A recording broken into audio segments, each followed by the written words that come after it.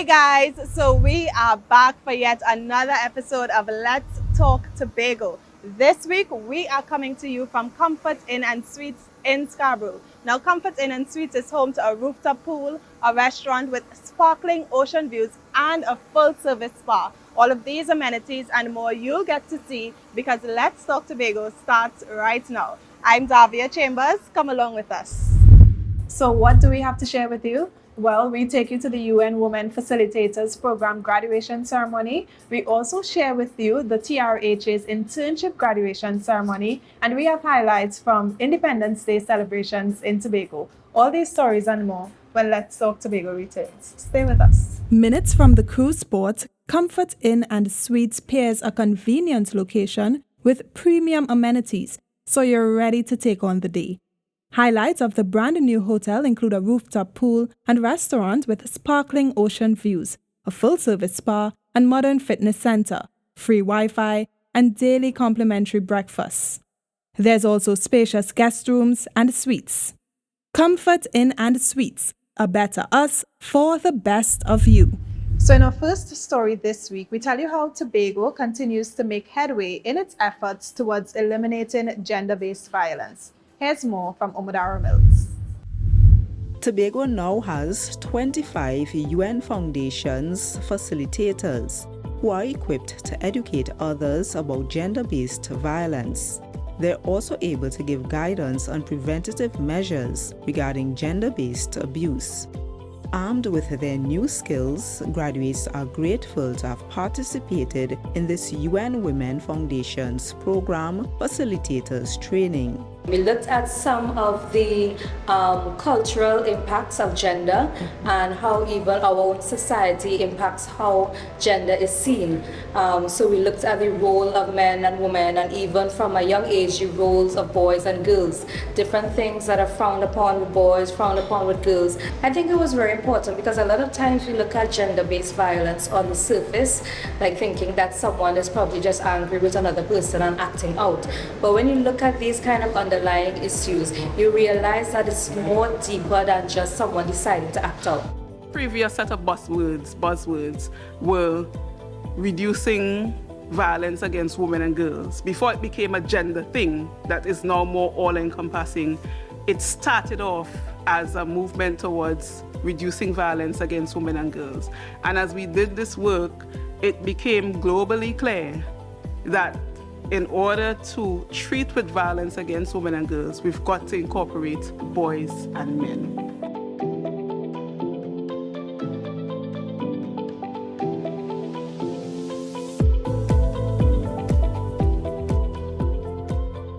This workshop allows us to equip potential facilitators to appropriately and comprehensively conduct gender and gender-based violence training in emotionally safe ways. This program is but one of the many gender-sensitive initiatives that the division continues to implement, many of which are centered on the holistic development of our country as we streamline and implement best practices monitored by gatekeepers of the National Policy on Gender and Development and the United Nations Development Programme Sustainable Development Goals 5 and 10. The intent of the program is to nurture the abilities of positive change agents and increase the number of people who are able to eliminate gender-based abuse. I'm Amadaro Mills for Let's Talk Tobago. So in this next story, we take you to the 4th Financial Literacy Secretariat's Youth Biz Virtual Summer Camp closing ceremony. Do enjoy.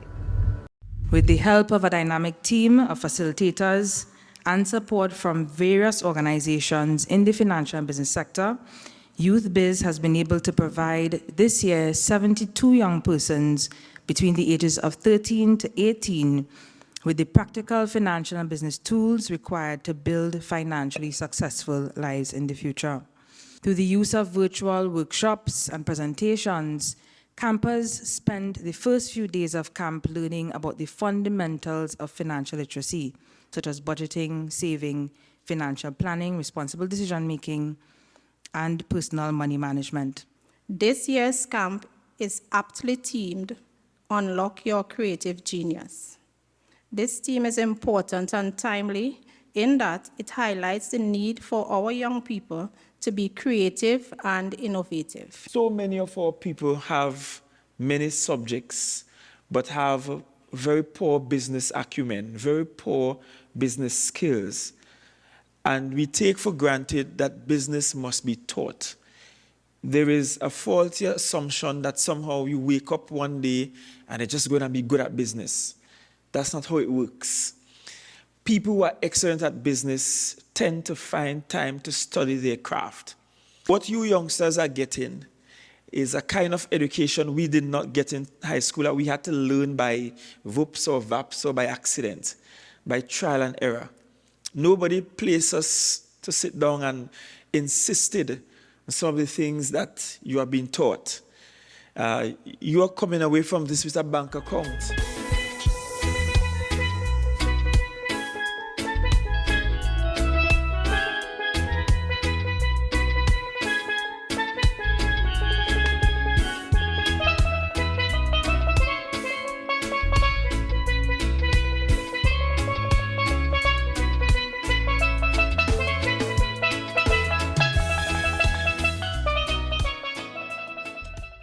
When you think about the Tobago Regional Health Authority, you think about nurses, doctors, and the patients, but it's much more than that. And over 50 interns recently found this out as they gained valuable work experience. Here's more in this story. Take a look. Shanika Adams is an aspiring doctor, currently pursuing a medical degree at the University of the West Indies, St. Augustine. So 9 weeks of work experience under the Tobago Regional Health Authority's summer internship program was an ideal fit for her, along with 52 other interns during the July-August vacation. I would say it was enlightening and eventful. We did a lot of activities, workshops on Fridays, as well as I had the opportunity to work in the A&E, Accidental Emergency at Roxborough Hospital, as well as MOPC, which is a medical outpatient clinic. For a lot of persons who may or may not know what field they want to enter into, it helps you to discover your niche. At the TRHA, it doesn't only consists of, as I first thought, of the medical faculty or the medical sector. It also includes human resources, finance, accounts, education, and as such you have different opportunities to explore. I worked at the Department of Environment at the Scarborough General Hospital. It was a very eventful experience and I enjoyed it. I was mainly grateful for gaining experience in the leadership aspect, because leadership is a quality that would push youths forward to do great things. And time management is also hand in hand with leadership. A good leader is a good time manager. The synergy between your studies and the internship is crucial in nurturing your passion and fueling your professional ambitions. Interns were able to apply their theoretical knowledge to practical tasks, but also foster a sense of relevance and enthusiasm for their chosen fields. This alignment also benefited the TRHA, as interns are better equipped to make valuable contributions. I hope that this experience that you've had would allow you to critically determine whether being within the health field really is what you love to do. Ensure that wherever you go, ensure that what you do, ensure that what becomes your life journey is something that you actually want to do. And ensure that it is something that you enjoy doing, and coincidentally, it is wonderful that you get paid to do what you enjoy doing.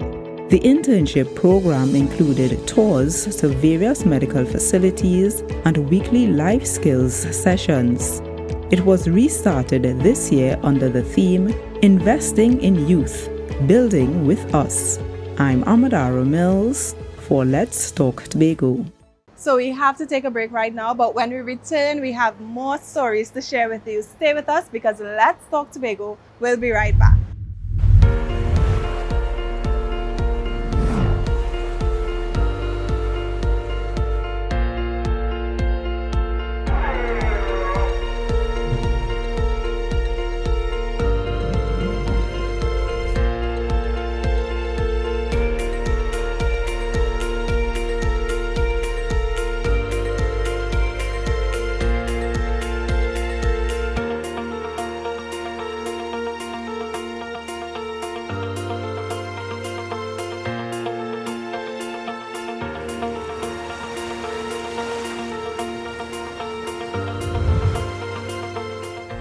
Assemblyman for Bethel Newgrange, Terrence Baines, hosted his second annual Ball Blast and Food Fest at the Montgomery Recreational Ground recently. We were there and we have all the highlights in this story.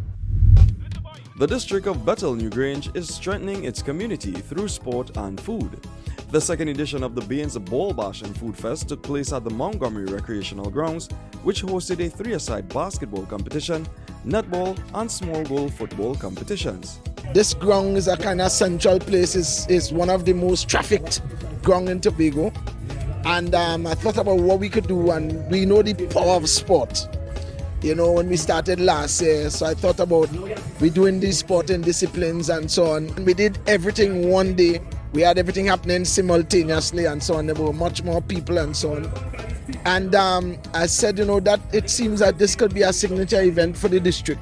The second day climaxed with a special charity cooking competition, which challenged 4 teams to deliver their best on a particular dish. Cooking pork, chicken, and fish. I'm also basically doing a fry pork. And the guy did so nice, eh? So you gonna love it. We love it. Bring community together and everybody a team spirit here. Good food, pepper pork, smoked pork, stew pork, stew chicken, dumpling, roast breadfruit, see the works. Yeah, fish, it's a fish rasta man. Fish, yeah, cuckoo. So everything there, we have everything. We're cooking this pork by average. The only rasta not tasting this pork today. Well, we're not eating pork. So we presentation is a pig we make, and so we dealing with the pig today, Rastafari. All they ain't gonna kill me. They're gonna forgive me today. Today's a competition. So what style we done today? Where's on the menu today? Well, we doing the pork judging, and we do the vegetable rice, and we have some dumpling. So we curry stew with pork, and the secret, I smoke it first. That's the secret. What we get today on we menu? Well, it's stew pork, curry stew chicken, a curry coconut fish, with some nice fried rice, some dumpling. After teams were judged, their meals were made free to patrons. Assemblyman Bishop Terrence Baines says the goal of the event is to create havens which help foster communities and families. The Ball Bash and Food Fest also had activities such as free face painting and bouncy castle for the kids. And for the much bigger kids and adults, they tried their luck at catching a pig in a greasy pit. I'm Ryan McCool for Let's Talk Tobago. And in our final story, we give you an Independence Roundup with Ryan McCool. We hope you enjoy.